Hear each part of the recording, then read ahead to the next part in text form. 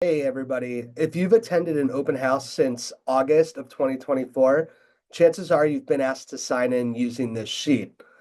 This is the open house visitor non-agency disclosure and sign in. Try saying that 5 times fast. It's also referred to as the OHSI for short. At first glance, you might think that this is a contract, but it is not a contract. It's simply a lightweight disclosure letting you know that the individual or individuals hosting the open house are there on behalf of the seller and not you, the visitor.